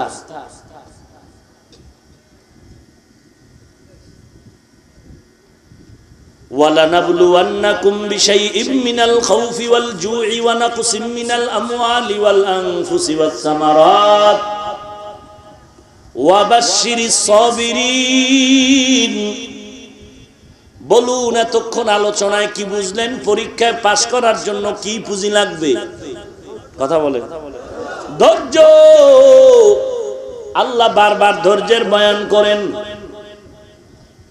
ও বান্দা, পাশ করার জন্য ধৈর্য লাগবে। নবী বলেন ধৈর্যের পরীক্ষা আল্লাহ বারবার করবেন। আজকে ধৈর্য নাই, প্রত্যেকটা ক্ষেত্রে আমি অধৈর্য হয়ে চলি। বাবা হইয়া ছেলে মেয়ের বেলায় ধৈর্য ধারণ করতে পারি না। ধৈর্য ধরছি কি আকামের লাইনে। ছেলেটায় কই গেছে, কয় জানি না, জানে পার্কে গেছি। ধৈর্য ধরে রয়েছে, কিচ্ছু বলবে না, ধৈর্য। মেয়েটায় কোথায় গেল খবর নাই, মায় জানে বন্ধু বান্ধবদের সাথে ঘোরাফেরায় চলে গেছে, কিচ্ছু বলে না, ধৈর্য। এটা কি ধৈর্য না গজব? এরে নবীর উম্মতের দল, এখন কপাল টাকায় আফসোস করলে কোনো লাভ নাই। সময় মতো হিসাব করো নাই, ছেলে মেয়েকে আদবওয়ালা বানাওনি, কোরআনের সবক আদায় করো নাই। ওই সন্তান যদি আল্লাহর পরিচয় নিয়ে নবীর আদর্শ মতো চলতো, 6 বছরের বাচ্চাটার থেকেই রোজা রাখা শুরু। 6 বছর থেকেই যে বাচ্চাটা রোজাদার, এই বাচ্চা তো বেয়াদব হতে পারে না। আর 6 বছরের সময় যেই বাপ মা সন্তানের হাতে গজবের মোবাইল তুলে দিল, এখান থেকেই বাবার কন্ট্রোলিং পাওয়ারকে হারিয়ে ফেলল। সন্তান বাবার মায়ের থেকে এখন বেপরোয়া হয়ে গেছে। আল্লাহ আমাদেরকে হেদায়েত দান করুন। হেদায়েতের মালিক কে? মান ইয়াহদিল্লাহু ফাহুয়াল মুহতাদ ওয়া মান ইউদলিল ফালান তাজিদা লাহু ওয়ালিয়াম মুরশিদা। আল্লাহ যার মঙ্গল চান তাকে হেদায়েত দান করবেন। ওরে যুবক, ও পর্দার অন্তরালের মা, ও বৃদ্ধ বাবাজি, ভালো করে শুনে নাও। 3-4 দিন আগে নরসিংদী বয়ানে আসছিলাম। এক যুবক এসে দোয়া চাইতেছে, কান্না করতেছে। কি বাবা? বাড়ি কই? বলে বিবাড়িয়া। এখন কি করো? তোমার লম্বা জামা, কান্না করো কেন? বলে হুজুর আমি সিনেমা হলে কাজ করতাম, এখন আমি দিনের পথে আসছি, নামাজ বাদ দেই না। কি করো? বলে মাদ্রাসায় পড়ি, আমি 14 পারা কোরআন মুখস্থ করে ফেলেছি। ও ও পর্দার অন্তরালের মা, ও বাবাজি, কত মানুষ কত মান্যত কত কিছু করে এরপর সন্তান পায় না। আর আল্লাহ আপনাকে সন্তান দিলেন, সন্তানটারে মানুষের মতো মানুষ বানাতে পারো নাই, কোরআনওয়ালা বানাতে পারলা না, বড় দুঃখ। ডবল এম এ পাস করলো, সালামটাও শুদ্ধ করে দিতে জানে না, বড় আফসোস। মাথার গাম পায়ে ফেলে টাকা পয়সা কামাই করে অনেক মা বাবা বাড়িঘর বিক্রি করে সন্তানের লেখাপড়া শিখাইলো, এমন আদর্শওয়ালা বানাইলো যে সন্তান বিয়ে করলো মা বাপ জানলো না। কি নাই নাই? ওই যে মোবাইল দিয়া কন্ট্রোল হারিয়ে ফেলেছে। বুড়া দিয়া দরকার কি, আমগো জ্ঞান কি কম? ওই মূর্খ বাবার থেকে কি জ্ঞান শিখবো? ওই মূর্খ বাবায় কি জ্ঞান দিবে আমাকে? আমি তো শিক্ষিত ছেলে।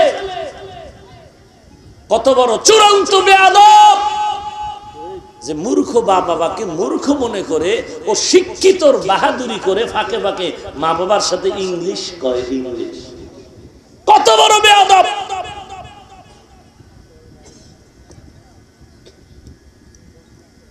ওরে নবীর উম্মত, এর যুবক, কয়দিন আর বাহাদুরি করবি? ডানে বামে তাকায় দেখ, এই জমিন থেকে কত মানুষ বিয়োগ হয়ে গেল, কত জানাজা পড়াইলাম। ধৈর্যের পাহাড় গড়ে আগাও। নবীরা ধৈর্যের পাহাড় গড়ে পরীক্ষায় পাশ করেছেন। আমার মায়ার নবীর উপর এত মুসিবত, দুশ্মনে গলায় রুমাল পেঁচায় জোরে দিছে টান, নবীজির জিহ্বা মোবারক গেল ঘাম পড়ে। দুশ্মন রুমালটা ছেড়ে দেওয়ার পর নবী কিছুই বলেন নাই, বরং তার হাতে হাত লাগায়া মুস্কি হেসে দিলেন। তোমারে এত কষ্ট দিলাম, তুমি আমারে দিবা গালি? তোমার আদর্শ এত ভালো, আর দেরি করলাম না, তুমি আমাকে কালেমা পড়ায় মুসলমান বানায় দাও। বয়ান লাগে নাই, ব্যবহার, কালেমা পড়ে ফেলছে। আর আমাদের মুসলমান ব্যবহার শুনলে কলিজা ঠান্ডা হয়ে যায়। কাকে বলে গালি আর গালি? আল্লাহ অনুরোধ করে বলছেন, মুমিন, আল্লাহর মুহাব্বত নিয়ে আল্লাহর কাছে তওবা করে নাও। জীবন ভর অন্যায় করেছি, আমার হাত, আমার পা, আমার পুরো বডিতে যত মাথায় চুলের থেকেও বেশি বেশি বেশি বেশি গুনাহ আর গুনাহ। আল্লাহ বলেন, ওরে গোলাম, মা বাবার সাথে একবার অন্যায় দুইবার তিনবার করলে মা বাবা তাড়ায় দেয়, আর তুই বারবার বারবার অন্যায় করার পর আমি আল্লাহ বেজার হয়ে পানিও বন্ধ করি নাই, বাতাস বন্ধ করি নাই। আমি আল্লাহ রহমতের দরজা দিয়া ডাকলাম, ধৈর্যের সাথে তুই আগায়া যা, তওবা কর, তওবা কর, জাহান্নামের আগুন থেকে ক্ষমা চাও। চোখের পানি ছেড়ে যদি তওবার দরজায় ফিরে যাও, চোখের পানিটা গালের নিচে যাওয়ার আগেই গুনাহ মাফ করে দিব। কত বড় বড় কাফেরকে আল্লাহ মাফ করেছে, আমরা তো মাপ চাইতেই রাজি না, চাইতেই রাজি না। এরা নবীর উম্মতের দল, মা শিশু বাচ্চা কোলের মধ্যে নিয়ে আর পয়গম্বরের দরবারে হাজির। আল্লাহর মোহাব্বতের বান্দি, ঈমান মজবুত, একজন আল্লাহর বান্দা, ইয়ামান দেশের বান্দি, একজন নারী, বাচ্চা কোলের মধ্যে দুধের শিশু, কিন্তু সে আল্লাহর খাঁটি গোলাম বান্দি। ক্ষমতার মসনদে জালেম বসে বলে, কেউ আল্লাহকে মানা যাবে না, আমার পায়ে সেজদা করা লাগবে। কার পায়ে? কথা বলেন না কেন? মুসলমান গলা কাটিয়া জীবনটা দিতেও পারে, কিন্তু আল্লাহ ছাড়া কাউকে সিজদা দিতে পারে না। এটা মারাত্মক একটি অন্যায় যা আল্লাহ বরদাস্ত করবেন না। ইমানদার নারী ও পর্দার আড়ালের মা, ভালো করে শুনে নাও, তুমিও মা, আলেমের মাও মা, হাফেজের মাও মা, ইমাম সাহেবের মা একজন মা, খাজা মঈনুদ্দিনের মাও মা, তুমিও মা, বড় পীর আব্দুল কাদের জিলানীর মাও মা, তুমিও মা। ইয়ামান দেশের এই মহিলা, আল্লাহর বান্দিও মহিলা, তুমিও মহিলা। দুধের বাচ্চা নিয়ে বাদশার সামনে যখন গোয়েন্দা বিভাগের লোকেরা দিয়ে দিল, এই মহিলাটা আল্লাহ মানে, আমাদেরকে মানে না, বাদশা আপনাকেও মানে না। বাদশা বলে, নারী বাঁচতে চাইলে আমাকে সিজদা কর। ইমানদার আল্লাহর বান্দি বলে, রে বাদশা, মহিলা মনে করিস না আমি দুর্বল। ইমানের আগুনটা এটা কোনো দুর্বল না। সাপ বড়টাও সাপ, ছোটটাও সাপ। সাপ ছোট মনে করে দুর্বল ভাবিস না, যদি দাঁত বসায় দেয় বিষের জ্বালা সইতে পারবি না। আমি নারী মনে করছ আমি বড় দুর্বল, আমার ইমান এত মজবুত, জীবন চলে যাবে, আল্লাহ ছাড়া কারো কাছে মাথা নত করব না। বাদশা বলে, রে আমার পরিষদের লোকজন, তাড়াতাড়ি এর কোলের বাচ্চাটারে আগুনের কুণ্ডলীর মধ্যে ফালায়া দাও। বাচ্চার মায়ায় পড়ে হয়তো মা আমাকে সিজদা করবে, আল্লাহকে ভুলে যাবে, কিন্তু জানে না যে এই মহিলার ঈমান কত মজবুত। যখন এক পর্যায়ে মার কোল থেকে দুধের বাচ্চাটা টান দিয়া আগুনের মধ্যে ফেলে দেওয়া হয়, আল্লামা জালালউদ্দিন রুমি রহমাতুল্লাহ আলাইহি লিখেছেন, ওই ইয়ামানের মহিলা আল্লাহর বান্দি বাচ্চা যখন সিনায় নিয়ে আগুনে ফেলে দেওয়া হয়, একটু তো মায়ের অন্তরে মায়া আছে, চোখের পানি ধরে রাখতে পারলেন না। মা চোখের পানি ছেড়ে ওই বাচ্চার কাছে কিছু বলে না, আল্লাহকে ডেকে বলেন, ও মালিক, তুমি আমাকে একটু ইমানের শক্তি বাড়া দাও, বিপদে ধৈর্য ধারণের তৌফিক দাও। আমার বাচ্চাটার আগুনে ফেলছে, হয়তো জালেম এক পর্যায়ে আমাকেও ফেলতে পারে। যত আযাব দিক আল্লাহ তোমাকে যেন ভুলিয়া না যায়। এদিক দিয়ে আল্লাহর কুদরতের কারিশমা শুরু হয়ে গেল। আগুনের মধ্যে বাচ্চা পুরিয়া, ও আগুনে পুড়ে না, যেই দুধের বাচ্চা কথা বলতে পারে না, ওই দুধের শিশু চিল্লাইয়া মাকে সালাম দিয়া বলেন, আন্দারামা দরববি বুরহানে হক তাবাবিনি এশরাতে খাসানে হক। মাকে সন্তান সালাম দিয়া বলে, মা কোনো ভয় নাই, ভয় নাই, তুমি বিসমিল্লাহ বলে আগুনের মধ্যে ঝাঁপ দাও। এটা এখন আগুন নাই, আল্লাহর কুদরতে ফুলের বাগান হয়ে গেল। বাচ্চা কথা বলতে পারে না, কিন্তু আল্লাহর কুদরতে পারেনি। কথা বলেন না কেন? ও পর্দার অন্তরালীর মা, বাচ্চার জবান খুলে গেল। বাচ্চার কথার আওয়াজ বেশি হওয়ায় আশেপাশের দুশ্মনেরা হতবাক। মা মা বলে বাচ্চা ডাকে, আর বলে, তুমিও আগুনে এসে যাও। ও মা, কোনো ভয় নাই, আগুন দেখা যায়, আগুন আসলে ফুলের বাগান। যেমন ইব্রাহিম নবীর জন্য হয়েছিল, হয় নাই? কুলনা ইয়া নারু কুনি বারদাও ওয়া সালামান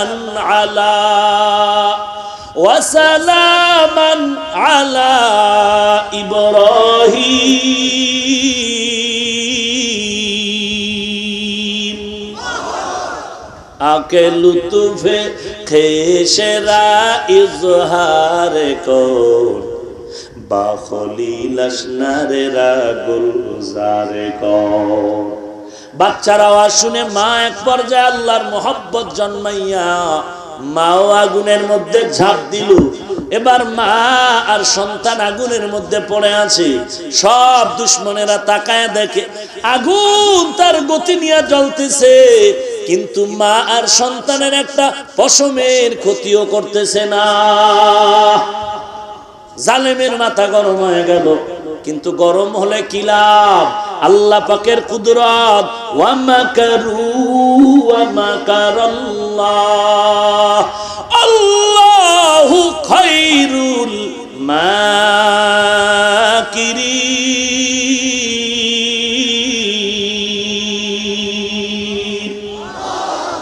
এ বেঈমান, তুই কয় বছর লাগায়া বেঈমানি করবি, কত ছলচাতুরি করবি? তুই 80 বছর লাগায়া বেঈমানির ফন্দি আরছো। মুসলমানের 1 মিনিটের বুদ্ধির সামনে তুই দুর্বল, চূড়ান্ত দুর্বল। আরে বান্দা, জালেম বাদশা মহিলাকে আগুনে জ্বালানোর কারণ হলো কেউ আর আমাকে খোদা মানবে, কেউ আল্লাহকে আল্লাহ বলে মানবে না। কিন্তু উল্টা হয়ে গেল, যখনই আগুনের মধ্যে মা আর সন্তান পড়ে গেল, তখন হাজার হাজার বেঈমান কালেমা পড়ে ফেললো। এটাই তো ঈমানের পরিচয়। বেঈমানেরা তুই মনে করছু হাফেজে কোরআনের আসমান দিয়া হেলিকপ্টারে আইসা বম্বিং করে হাফেজদেরকে মেরে ফেলবি, মারলেই বুঝি কোরআনের আওয়াজ বন্ধ হয়ে যাবে? না রে বাবা, না না। যতই বাধা দিয়েছে, জোয়ারের পানিতে বাদ দিলে পানির জোর যেমন বেড়ে যায়, ঈমানদারের ঈমানে আঘাত করলে মুমিনের ঈমান আরো বেড়ে যায়। মাদ্রাসারে যত গালি দেয় ততই মাদ্রাসা বেড়ে যায়। এরে নবীর উম্মত, যতই তাবলীগের গালি দেয় ততই খেদমত বেড়ে যায়। এরে বান্দা, যতই মাদ্রাসারে গালি দেয় মাদ্রাসা বেড়ে যায়। আলেমের বিরোধিতা করে আলেম ওলামা ওই এলাকায় বেশি বেশি পড়ে আলেম হয়ে যায়, বেশি বেশি মাদ্রাসায় পড়ে কোরআন পড়ে আলেম হয়ে যায়। কারণটা কি? এই বাতি তো বান্দার হাতে জ্বালানো না, কোরআনের বাতি জ্বালায় আমার আল্লাহ। নিবাবার ক্ষমতা কোনো মানুষের নাই। মাদ্রাসায় কার বাতি জ্বলে? এই মিয়া, কোরআন হাদিসের বাতি কে জ্বালায়? না কোনো মানুষ। মানুষ বাধা দিয়ে দিল, হাত দিয়ে বাধা দিল। আল্লাহর কসম করে বলছি, আল্লাহর কসম করে বলছি, আল্লাহর দেওয়া বাতি কোরআন, আল্লাহর দেওয়া বাতি নবীর হাদিস। এই বাতিটার নিবানোর জন্য এই জমিনে আমরাও তাকায় দেখেছি, যারা হাত বাড়াইছে খোদার কসম ওদের হাত নষ্ট হয়ে গেছে, যারা মাথা কাটাইছে ওদের মাথা নষ্ট হয়ে গেছে। বহু শিক্ষিত মাথা দেখছি এখন পাগল হয়ে রাস্তায় ঘুরে আর ইংরেজিতে কথা কয়। কি ব্যাপার, কি ব্যাপার? বেয়াদবি সব জায়গায় চলে না, উল্টা পাল্টা বেয়াদবি করলে কপাল পুড়ে যায়। আর ঘর পুড়লে ঘর বানানো যাবে, গাড়ি পুড়লে গাড়ি কেনা যাবে। ও মুসলমান, কপাল পুড়লে জোড়া লাগবে না। অতএব অনুরোধ করে বলি, ও মা, অনুরোধ করে বলি, আলেমের মা হয়ে কবরে যাও, অন্তত সন্তানটারে কোরআনওয়ালা বানাও। সন্তান যেন কবরের কিনারায় গিয়া কোরআন পড়তে পারে। এরে যুবককেও বলছি, কয়েকদিন আর বাহাদুরি করবি। তোর মতো যুবক স্কুল কলেজে পড়ে, দাড়িওয়ালা, নামাজির অভাব নাই। তোমার মতো যুবক ড্রাইভারি করে, নামাজ বাদ দেয় না। তোমার মতো যুবক ময়দানে কাজ করে, কৃষি কাজ করে, নামাজ ছাড়ে না। তোমার মতো যুবক চাকরি করে, নামাজ ছাড়ে না।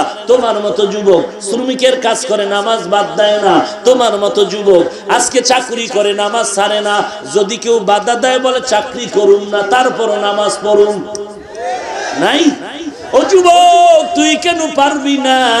যুবক একদল রাস্তায় হাঁটে, আল্লাহর মোহাব্বতের গান গায়, আবার কোরআন পড়ে, রাতের বেলা সামান্য সময় ঘুমায়, আবার তাহাজ্জুদ নামাজে দাঁড়ায়। আর তুই নামাজ তো পড়লি না, সারা রাত তুই মোবাইলের পেছনে সময় নষ্ট করলি, জীবনটারে ধ্বংস করে দিলি। যুবক, এক সময় আফসোস তো করবি, পরে না, মরার আগেই করবি। এমন একটা টাইমে করবি যেই টাইমে করে আর কোনো লাভ নাই। হঠাৎ করে দেখবে আজরাইল হাজির হয়ে গেছে। তোর মনে বহু আশা ছিল, কিচ্ছুই পূরণ হচ্ছে না। অনুরোধ করে বলছি রে যুবক ভাই, আমি পীর ধরার মাকসাদ আমি জান্নাত চাই, জাহান্নাম থেকে বাঁচতে চাই। আমি তাবলীগে যাওয়ার মাকসাদ উদ্দেশ্য আমি জান্নাত চাই, জাহান্নাম থেকে বাঁচতে চাই। আমি ওয়াজ মাহফিলে আসছি, মাকসাদ কি? জান্নাত চাই, জাহান্নাম থেকে বাঁচতে চাই। অতএব জান্নাতের কথা, জাহান্নামের বয়ান। বলেন হে যুবক, বল কোরআনে আছে না নাই? কালকে এক বেদ্যপ নাকি একটা যুবক আমাকে বলল, ও একটু তাবলীগে গেছে, নামাজ টামাজ পড়ে, ঢাকা কলেজের ছাত্র। কোন অসভ্য হাইওয়ান বেলাজা ওকে এখন ইচ্ছা রকম টুপি গুইজা ফেলায়, নামাজ যেন পড়তে না পারে। আর বলতেছে ও মাঝে মাঝে ওয়াজ মাহফিল শুনে কান্না করে। বাড়া কাঁদো কেন?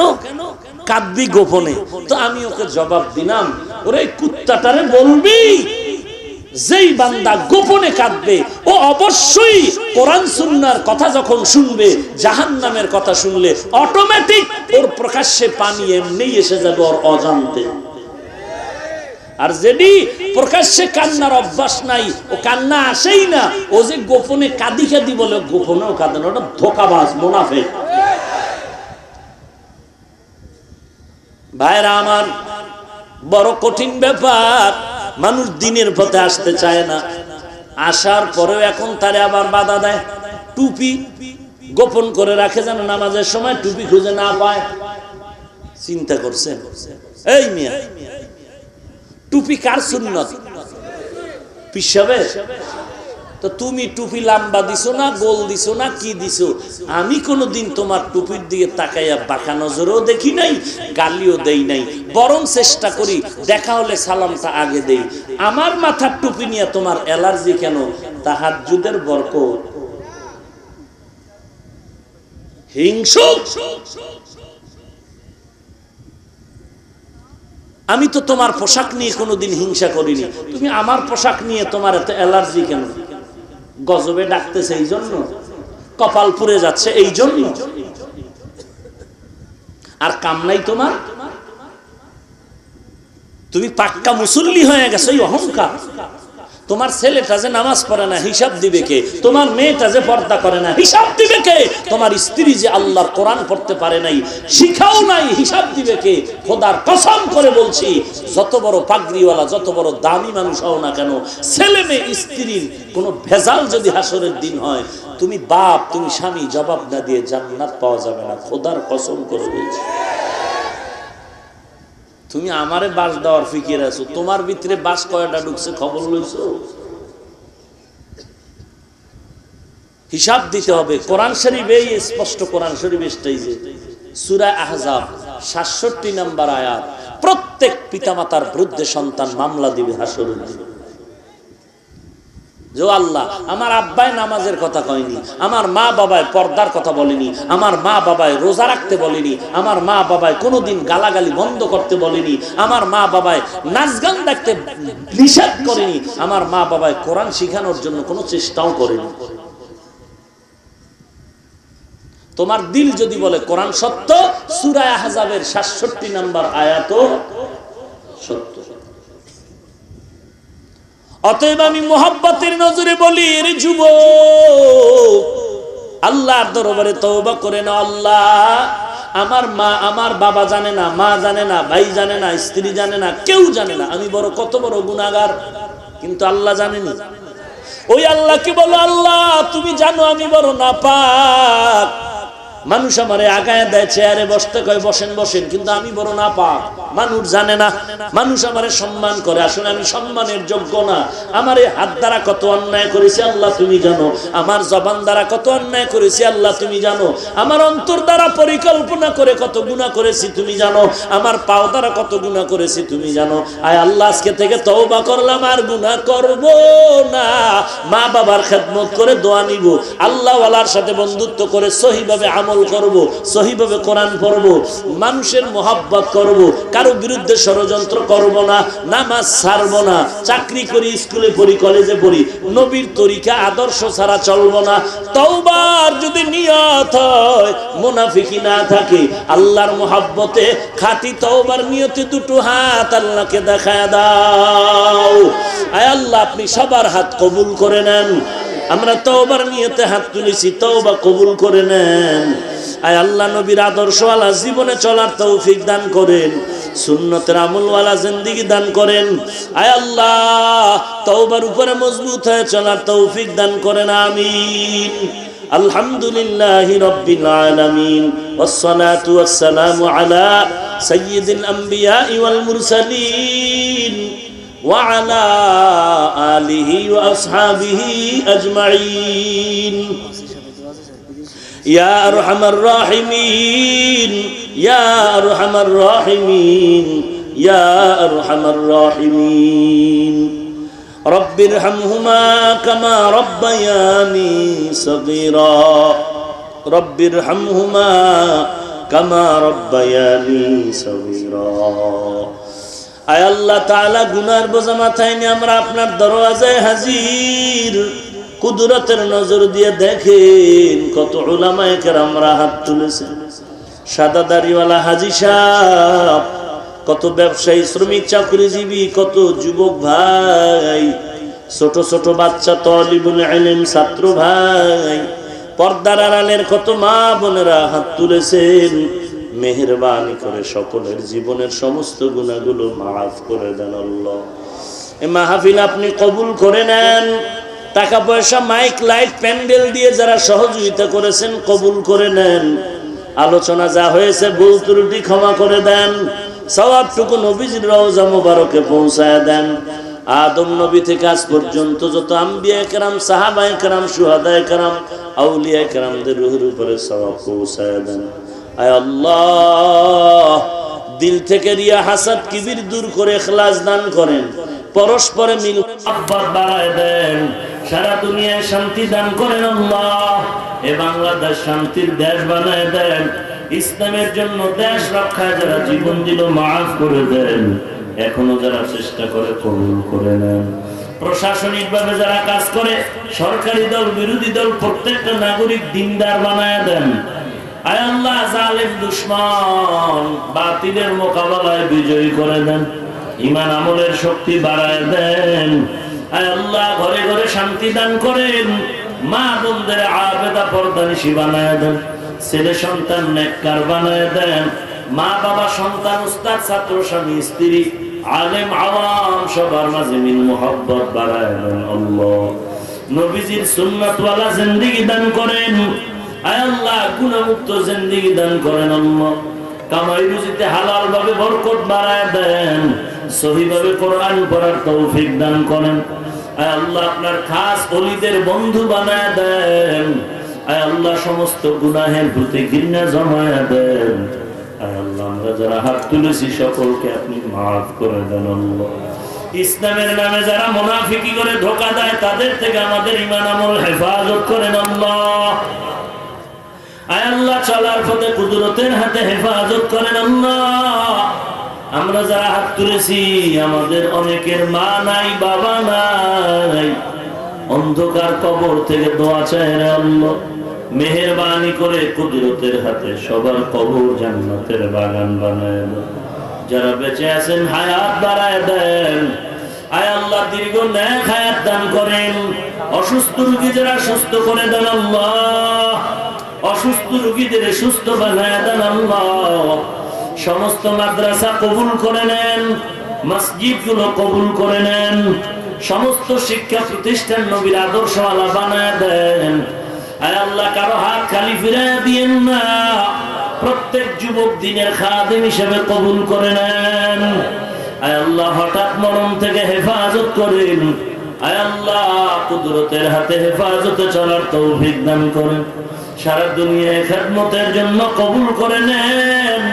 কোরআন হাদিসের নেম দিয়ে সিনাটা ভরপুর করে দেন। আয় আল্লাহ, নবীজির মহব্বতে মুনাজাত কবুল করে নেন। আয় আল্লাহ, নবীজির আদর্শওয়ালা জিন্দেগি দান করেন আল্লাহ। সবার সাথে মিল মহব্বত বাড়ায় দেন আল্লাহ। আয় আল্লাহ, বাংলাদেশ শান্তির দেশ বানায় দেন আল্লাহ। আয় আল্লাহ, বরকতি হালাল রিজিক দান করেন। হারাম থেকে হেফাজত করেন আল্লাহ। আয় আল্লাহ, প্রত্যেকটা যুবকের আমিন কবুল করে নেন। মুরব্বী ওলামায়ে কেরামদের আমিন কবুল করে নেন। ছাত্র ভাই, ছোট ছোট বাচ্চা, মা বোন সবার আমিন কবুল করে নেন আল্লাহ। দিনের ন্যাক আশা পূরণ করে দেন, সাবিরিনদের অন্তর্ভুক্ত করে দেন, আপনার পরীক্ষায় পাশ করার তৌফিক দান করেন আল্লাহ।